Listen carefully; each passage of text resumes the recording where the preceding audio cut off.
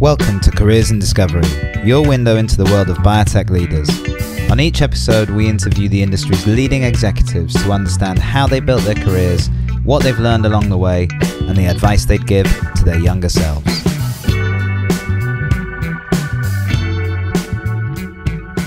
So I am back on Careers in Discovery with Katie Binley of Ikarovec. Katie, welcome to the show. Hi, Tom. Nice to see you. Great to see you. So we're recording this at the end of October. Very timely, I think, because there's been some very good news for you guys recently. Tell us a little bit about Ikarovec and where you're at, and give us an overview for those who might not be familiar. Okay, I will do. So Ikarovec is a gene therapy biotech company, very small one. Mm-hmm. And we became operational in 2020. So we've been sort of started right in the middle of the pandemic, actually, not the best timing. And we're focused on developing gene therapies for chronic eye diseases. So not what you might think is a classic gene therapy where you're treating inherited retinal diseases, but more delaying disease progression in chronic eye diseases like age-related macular degeneration, for example. And so we weren't a spin out of a university, so we didn't have a big back catalogue of data. So we put a really experienced team together to put all the data together. They did a great job. I mean, we've got some fantastic data and selected some lead candidates very quickly and all of that. And we only had £3 million, which is actually, sounds like a lot, but it's not a lot in biotech. It doesn't last very long. But we made it last about 4 years. Yes. So we spent the last probably year to 18 months doing a fundraise in a very difficult time, or so I'm told, because it's the first time I've done it. But we've managed finally, and it was announced last week, that we've raised 5 million. So this is an extension of our seed round. It means that we can take the lead candidate for geographic atrophy forward. So we're really excited, and we've got some really great plans, and we've got some new people on the board as well to help us. Yeah. So yeah, things are looking good, very rosy.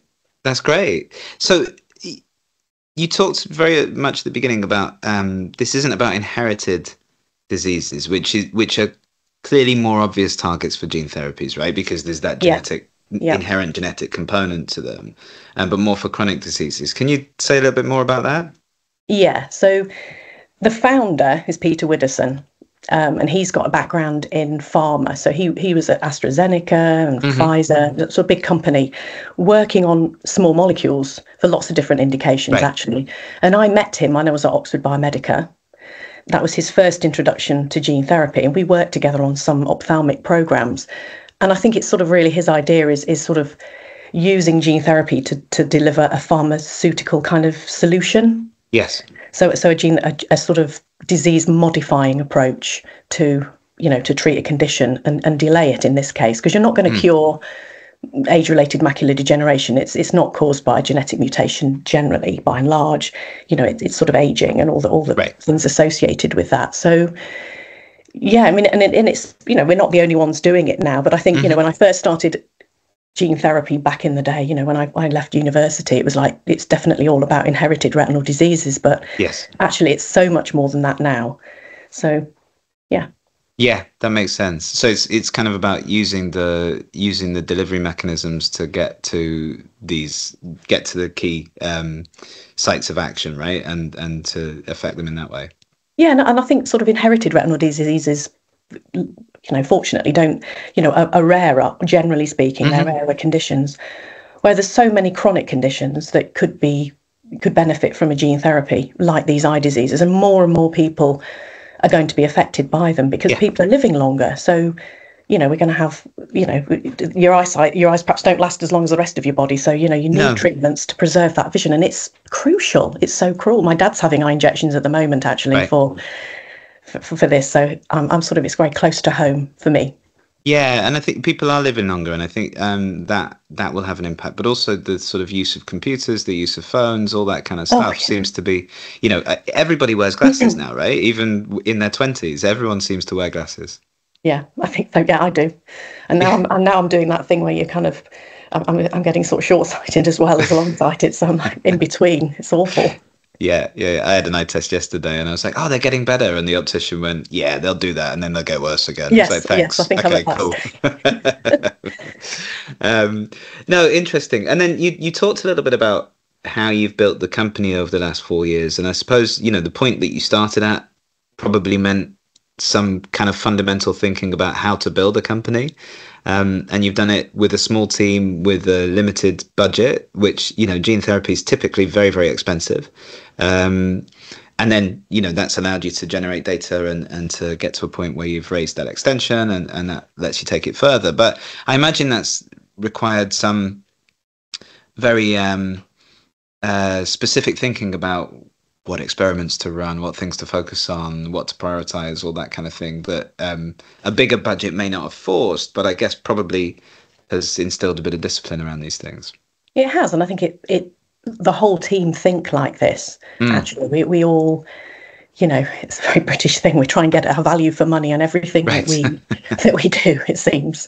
But there comes a point at which we're at now where you just have to spend quite a lot of money when you get to manufacturing and large animal studies. You can't avoid it. But how we started, we're based in Norwich.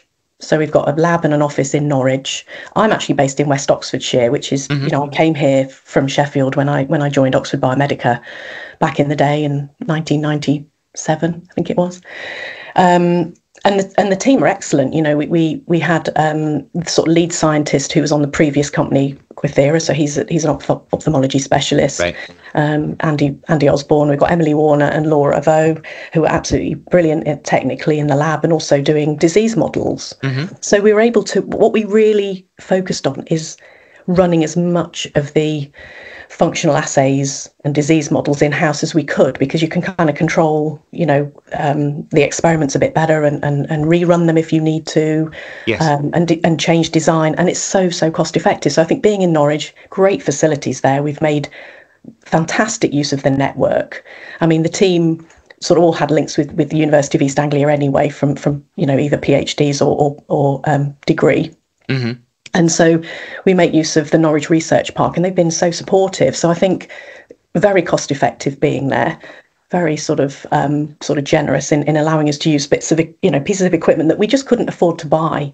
Right. So we make use of all of that, plus a disease modelling unit where we can run, disease relevant models. And I think that enabled us to generate an incredible amount of data. I mean, I think it's a surprise to everybody that I speak to just how much we were able to do in, 3 years with a very small team. So, I just applaud them all, really. We're a very tight team, but very small, but, it's really, really effective. You don't need necessarily a big team, but you have to have a really good, strong plan, and everybody has to be on board with it. It's yes. You can't have people straying off and doing other things. Everybody was very much aligned with where we needed to get to and what data we needed to be able to select something and then go out and build a narrative and raise money and everything. So I think, I was very lucky with that.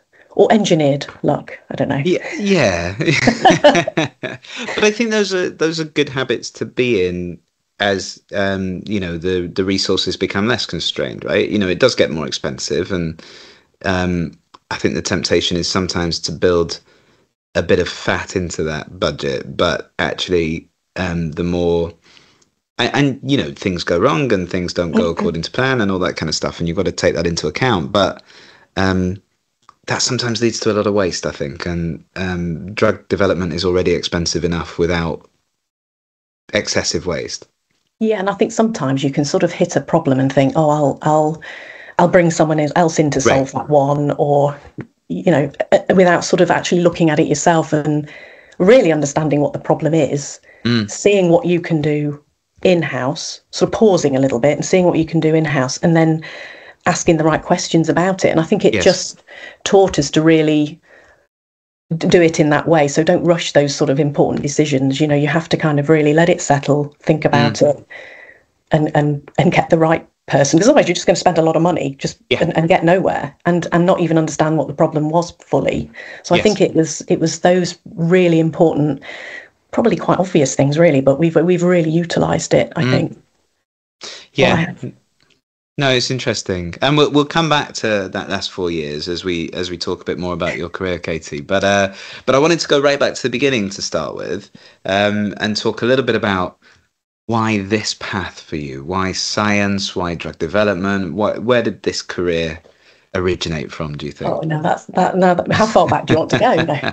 I would say, I was thinking about this before this call, and I moved around quite a bit when I was growing up, different schools, which was quite interesting. And one in particular, when I was 16, I moved to Doncaster from Nottingham. Never heard of Doncaster.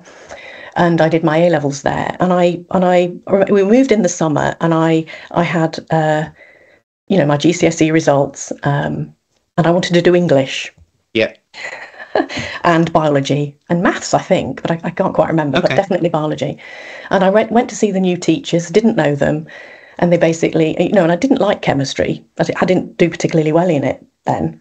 And the teacher said, well, they just don't go, do they? Which one do you actually want to do? And I was thinking, well, I quite like biology.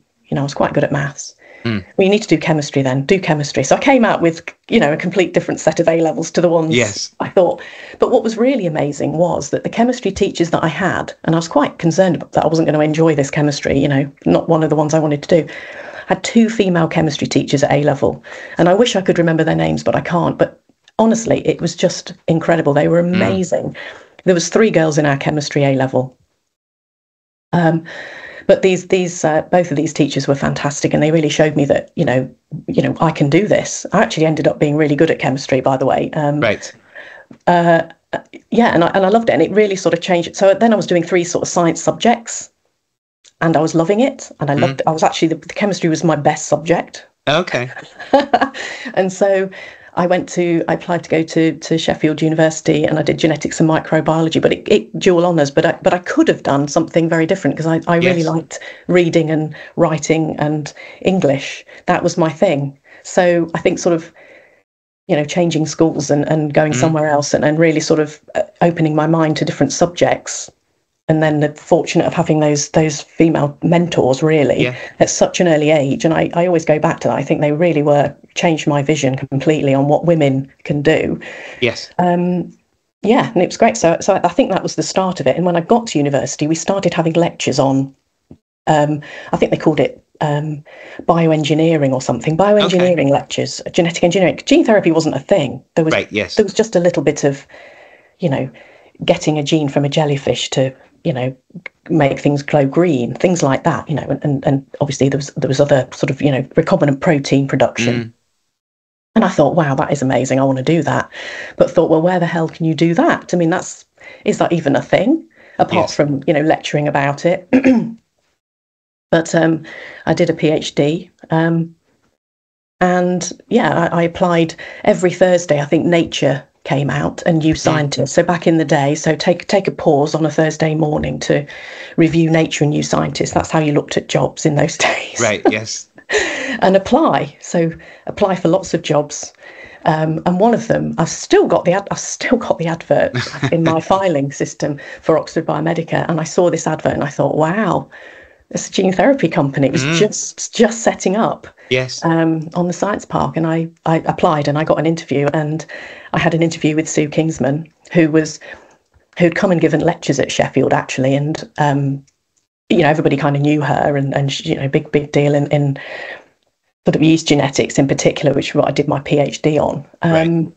So I had an interview with her. She was very scary, I remember, and got this job, and I was just like, I can't believe this has happened. I can't believe this has happened, and I was the first postdoc they employed. So what an opportunity that was. And moved to Oxford, never been there before, loved it.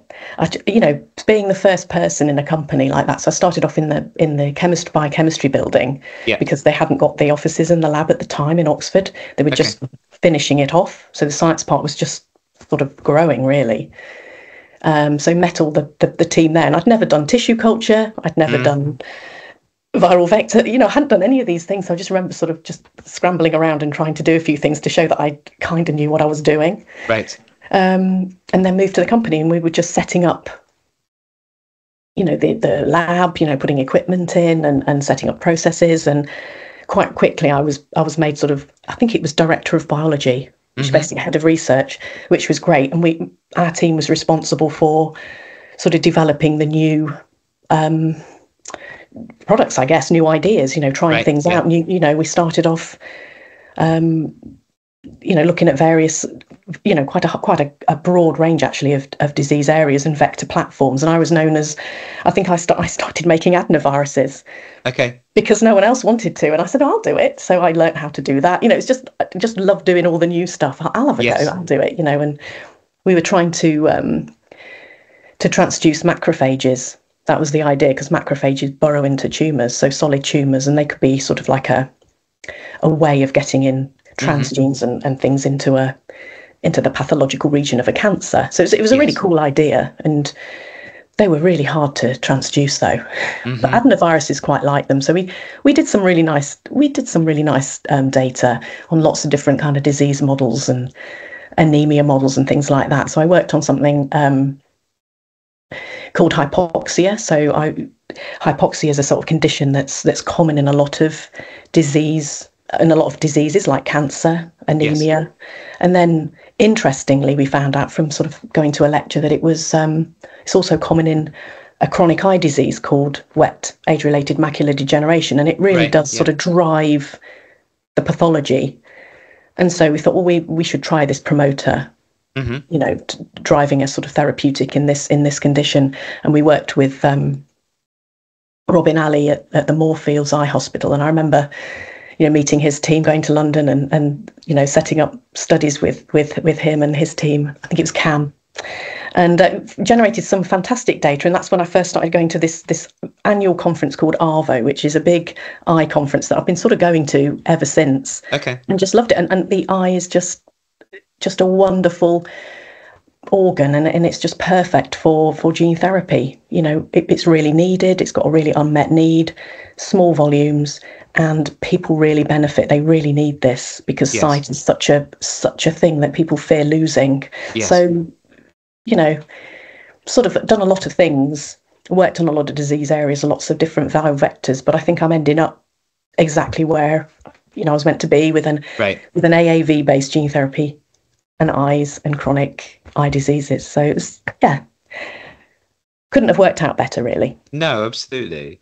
And you sort of touched on this, but I think there's still a lot of unknowns in gene therapy, right? We've started to see some gene therapies be approved and things like that, which is great over the last few years.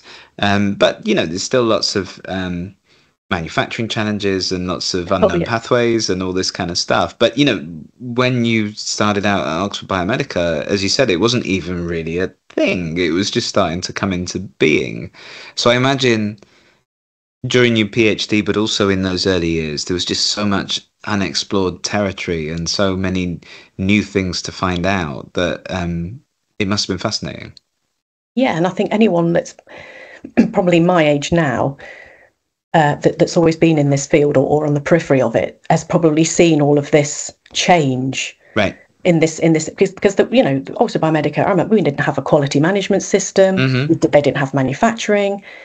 It was, no one really knew how to, not many people knew how to sort of get gene therapies into clinical trial, and there wasn't that mechanism. It's like the regulators were getting to grips with it. The manufacturing was, how do you do, how are you going to do this? I mean, the analytics has changed enormously over the years, so we really understand what we're actually making even more. We didn't then. You look back and you think it was quite basic. But you just with age and being in an industry and a field for so long, you see all those changes, and it's quite a I guess you're part of the development of it in a small way, because you've been out and you've been talking to people and giving talks and presenting, and you can see the sort of ebbs and flows in the whole field. I remember when they sequenced the whole genome in 2000. That was until then, and it took years. It took years, right? And it was a bit of a shock, I think, that there weren't that many genes, and now we've discovered all this junk DNA isn't junk DNA, it's crucial. And all, it's just incredible. And that's 24 years ago. It's not that long ago, really, is it? No. And everybody was like doing, wanting to sort of patent genes and do genomics and all of those. So there's kind of waves of, until they find their place. There was waves of new sort of technologies, and they kind of need to sort of bed in with each other. And how do you use it? it's all, everybody sort of jumps on it, but actually eventually it all kind of fits together, and we're sort of using things side by side. And so I think for me, sort of, the lentivirus I used to work on, an AAV, for example, there used to be sort of like a lot of competition, which is the best, every conference you go to. But it's not about that. What's happened is the lentivirus is obviously fantastic for CAR T therapies, cell therapies, absolutely brilliant. Of course it is. And AAV likely has its place. So they're sort of more side by side. And I think there's this more, well, it's not a competition between the two, No. The limited cargo capacity of an AAV. Well, there's ways around that. Lentivirus integrates. Well, that's great if you're trying to do a cell therapy that requires it. So, you can see it's sort of moved into that, more happily sitting side by side, and depending on what you're trying to do, you pick the vectors and the components and the processes that you need. Yeah. And it feels a little bit more like that. I think it was all, very, very much developing in those sort of early 2000s. It's kind of exciting, but not where it is now. No, and I think, you can only take so many steps at a time, right? And, learning those early things, or figuring out how to do those early, as you say, those sort of rudimentary things, was critical for all the very, very complicated things we're doing now. Yeah. I mean, it's, and to actually have gone through that. Yeah. And learn from it and see a sort of company. I mean, Oxford Biomedica, it's still around now. It's really well regarded, highly involved in the AstraZeneca vaccine. Yes. It's done amazing things. And, I feel really proud of the experience that I had. I was there 25 years. And I think, I just got the opportunity to learn so much from a lot of different people. And crucially, every opportunity, you've got to take it. So I probably one of the crucial things for me, where the position I'm at now, is sort of leading a sort of multidisciplinary team. So how, you've got all those different, facets to developing a gene therapy, from doing stuff in the lab right through to sort of getting your regulatory clinical pathway sorted. But actually to see how all that fits together, and the manufacturing kind of in the middle with the, tox, studies that you need, to worked with some brilliant people, clinicians and regulatory people, manufacturing, analytical, and to see how it fits together is amazing. And I love that. It's sort of like a big jigsaw, right? But you need to know when you need. The secret, I think, I've found, is you need to know when you need to get those people in. You can get them in too early, and then it's sort of too early and a bit of a waste perhaps. But you've got to know the questions to ask and when to ask for help in that development path. And I think we're doing that well at Ikarovec, I think. Because you do need help. We can't do everything with a team of 4 people, obviously, at this stage. Yeah. But you can't make those decisions lightly. You've got to get the right team together. So yeah, absolutely. And so thinking about that time that you had there at Oxford Biomedica, and then moving on from there, 25 years is a good shift. I think anyone would say that. I guess I have 2 questions about it. What kept you engaged over that period of time? Because I think that's unusual to be somewhere for that long. I know the company changed a lot, but then also talk us through a little bit about then that step away, and why moving into smaller biotech again. Tell us about that. These transition points I find always really interesting. So it'd be great to hear about. Yeah, it is quite interesting, isn't it? I think I was there because I wasn't doing the same job. Right. Yeah. Mostly, I was constantly sort of being given different challenges, and I think that's why I stayed, and I learned a lot, and I'm glad I did. So sort of being head of research is a really great position to be in. But I think transitioning from that to sort of program director for a Parkinson's gene therapy, which went into clinical trial, that's quite a big change in a different disease area, multidisciplinary team. It was manufacturing, analytics, clinical. We had a big Innovate project as well. So you're sort of managing that, managing expectations outside and inside. So it sort of has its own challenges. So I think without all of the opportunities to do and learn different things, and that was just me personally, but the whole company was changing. They built manufacturing and all of the associated components of that, analytics. So you were there seeing all of these things develop right from basically nothing, from scratch. Yes. And not many people get to see that. actually. No. You know, you can move from big company to big company and just be in a little silo part of a company. But I've had an opportunity that not many people have had, and I recognise it, and I've seen it, and I've sat in these, I sat in these rooms as a sort of program director, sort of listening to the whole team and thinking, this is kind of amazing. I mean, that program eventually got sold to an American company, Right? Which was probably one of the reasons I think it's probably one of the main reasons I decided, now if I don't go now, I never will. Yes. I was in my sort of mid-40s. I thought, I've got to go because, otherwise I'm stuck forever. I think I need to do something new. And actually, I didn't go to Ikarovec. I went to a company called PepGen, which was a spin out from Oxford University, based in the bioescalator in Headington. Yeah. Which interestingly was about a few hundred meters away from my first flat that I bought in Oxford. Oh, okay. So, and I had to use the Just Park app to park because there was no parking around there. And I actually parked outside in the space that was connected to my old flat, which is quite weird. Yeah. But anyway, and then was able to walk to work. But I was there for about a year, and I was head of preclinical. And they were working on Duchenne muscular dystrophy and myotonic dystrophy. So using morpholinos, which are sort of oligonucleotides to sort of exon skipping. So it was quite different. And I was sort of, is this gene therapy? It's not quite gene therapy, but you are kind of augmenting expression in cells. So it's sort of similar. Yes. But that IPO'd and is now doing really well in Boston. I still follow them on LinkedIn and see they're doing really well. And there's a huge team being built over there. But I was there, and there was just about 5 or 6 of us. Right. And from there, Ikarovec. Yes. So tell us about that. So tell us about how you got involved in Ikarovec, and then obviously interesting time to join a company, as you touched on, and then you've been on this journey with them for the last 4 years, which is recently sort of got to the point of raising this extra money, accelerating the programs now, I assume. That's the plan. That's the plan. Yeah. Tell us about this sort of initial period. Well, I knew Peter Widdowson, and I'd remained friends with him. So he was the founder, and he'd done a previous company that went very well, actually, called Quithera, which was spun out of Cambridge University. So he was working with a guy called Keith Martin, who was a glaucoma specialist, who's now actually in Australia, heading up the Melbourne Eye Institute. Okay. And they worked on this sort of glaucoma idea. So it was another bicistronic gene therapy, actually.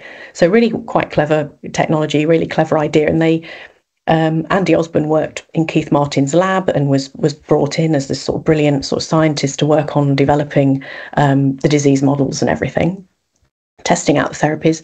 And they generated some really beautiful data. And I remember getting a call from him. I think I was driving home actually from Oxford Biomedica or PepGen, and I got this call and saying, we've got this amazing data, and Astellas, want to buy the company. And I'm like going, well, go for it then. That's amazing. And he was, I think he might have been at a conference in Hawaii or something. So he's probably in the sea somewhere phoning. And I was just like, that's amazing. So but what are you going to do next? And he said, well, I've got all these other ideas, he just was like he's got ideas coming out of his head. So I think I'd always sort of remained in contact with him. I think I was kind of like independent counsel. Okay. I don't know, and keeping him sort of grounded. Sometimes you just need someone who's not involved with it at all to just talk to, and I think that was me. And it worked out quite well. And then they managed to get a little bit more funding from investors, UK investors, to set up Ikarovec. And an innovate project. So I thought, why not give this a go? This is going to be amazing. But I'm based in West Oxfordshire, and I love it here. Although I have to say, Norwich is really nice. Being in Oxford is very helpful. You can get into London and network and see people really easily. Yes. So I go over there sort of on a monthly basis. But the team, I think it's worked out quite well, because the team are very sort of independently driven, and I think it sort of gives them that space, because we've got a very small office and lab, and I think perhaps if I was there, maybe it just wouldn't work as well. Right. And Yeah. it actually works quite well because you're not breathing down anyone's neck. You're kind Yes. of, we have our, you've got Zoom and you've got Teams and you can like discuss everything. Actually, we use Skype. This is a bit weird. I don't know whether anyone else does. So we use Skype to sort of call because it's not as personal as using sort of FaceTime, and it's not as sort of formal as perhaps Teams or Zoom. To set up a meeting, you can just call, and importantly, you can share the screen. So it's kind of like somewhere in between, and it's the only I only Skype my team. It's just one app, and it just works really well. And actually, I used it at PetGen because the one of the consultants suggested it to me, and I thought actually it strangely works really well. I'd recommend it. And it's just the only thing I do. So it's sort of separate from work, so it can be slightly, sort of somewhere in between, not too informal, but not too formal. No, that makes sense. But like you say, the sort of distance that you have, I guess, forces people to take some responsibility, right? And means that you don't have to make every decision because you can't, because you're not there, you're not seeing things, you're not doing all of that. So from a team development, a people development point of view, actually that physical separation can be really powerful as long as you've got the right people in, of course. Yeah, and you've got to trust them, and I do implicitly. Yeah. So I think and as long as you all know the direction you're going in, I mean, what can go wrong? I mean, we're all grown-ups and adults, and everybody wants it to be successful. So why wouldn't you? And everyone thinks slightly differently, which is a good thing.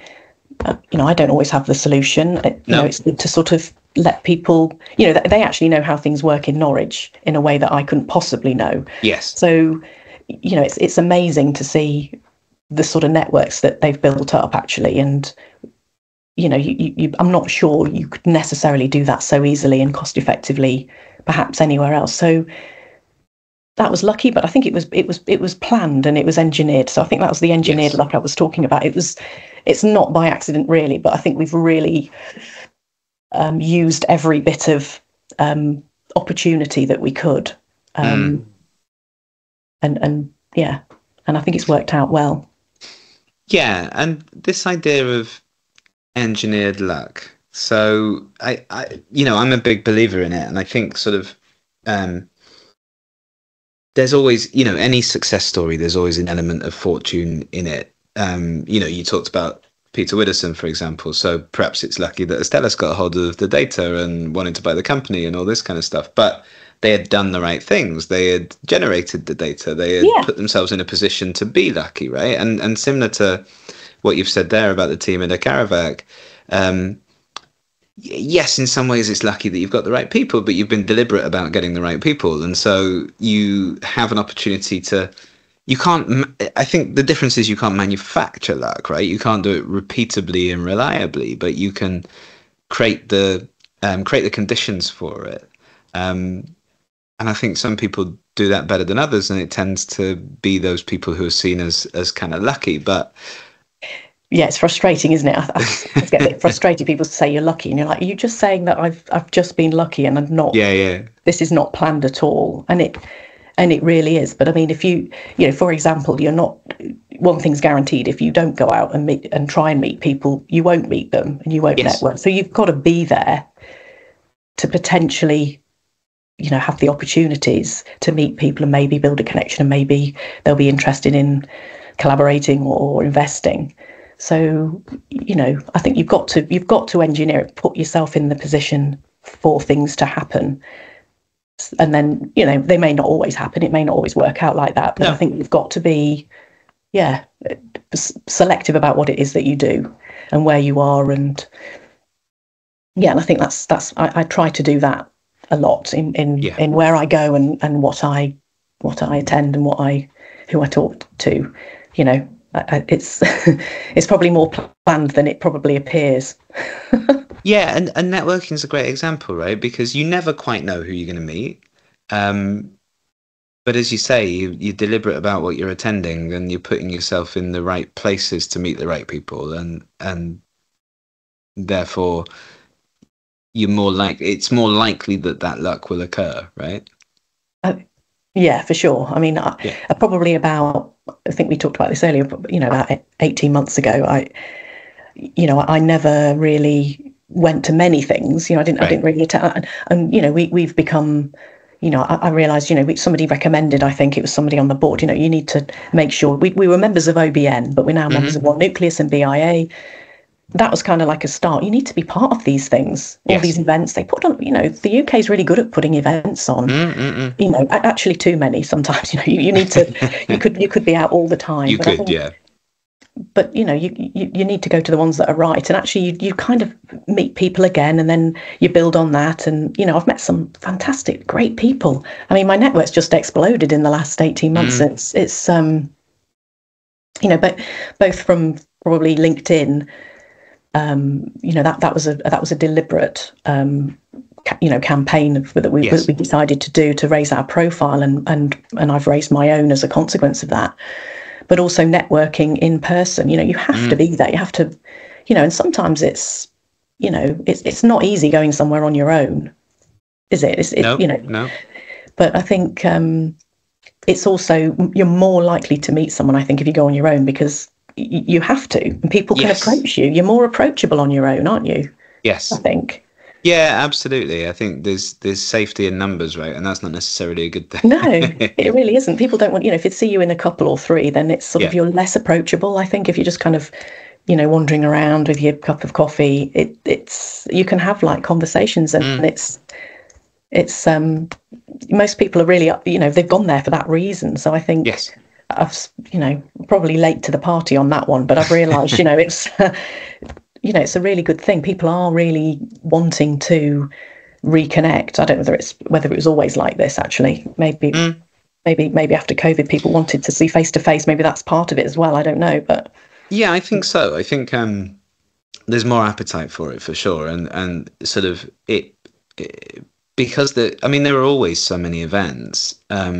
So people, I think, before COVID got a bit fatigued on them, but there's a renewed vigor about them, I think, because everyone saw what it was like when we didn't have them. And so everybody just wants to get out. Yeah, exactly.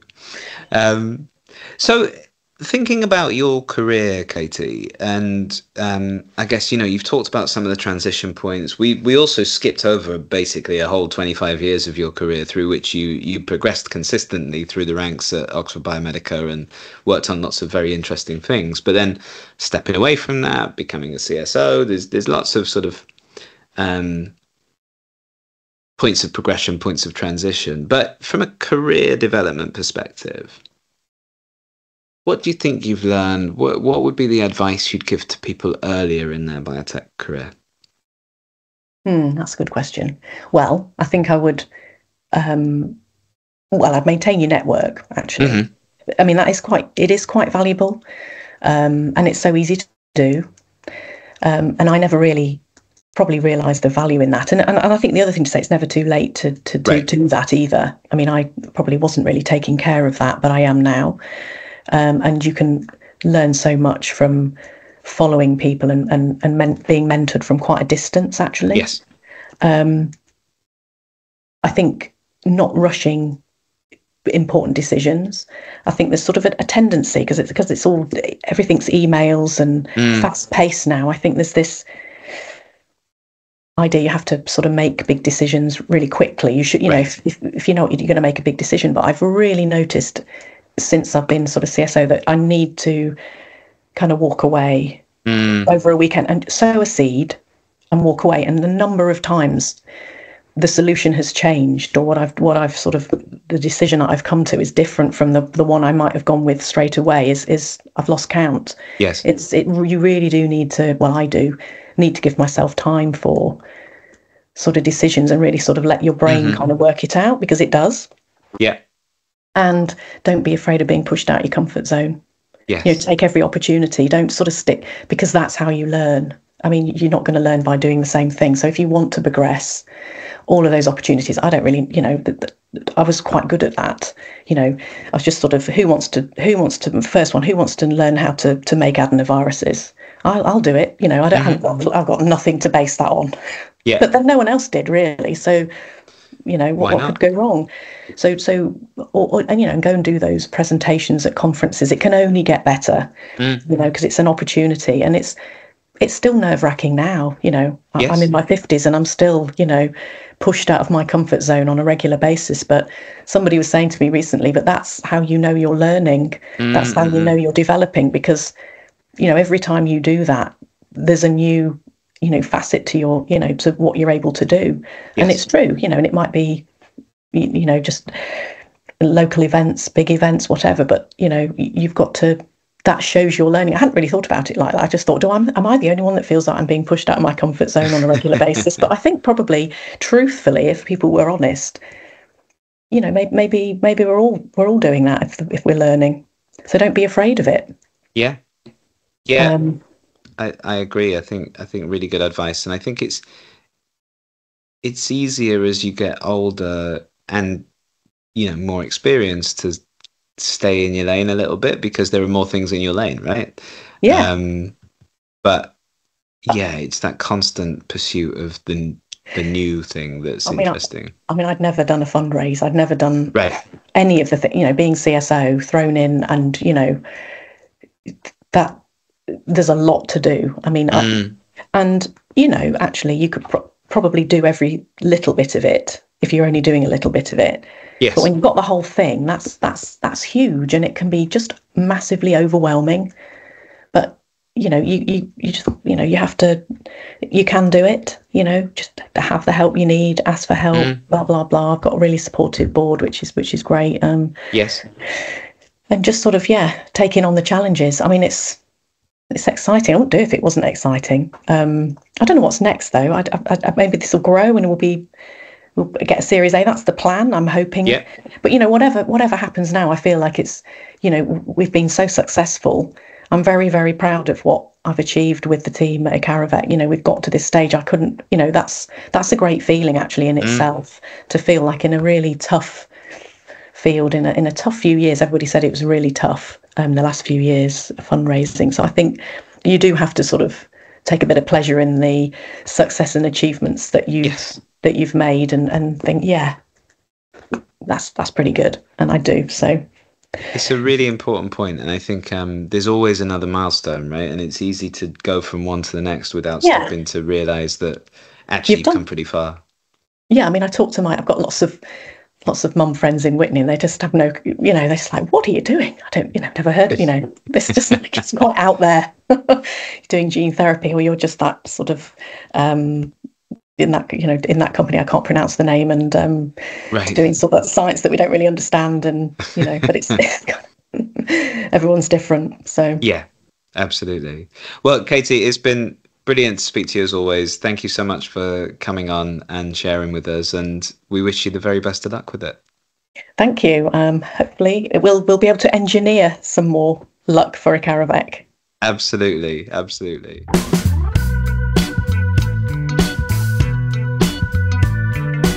Thanks for listening.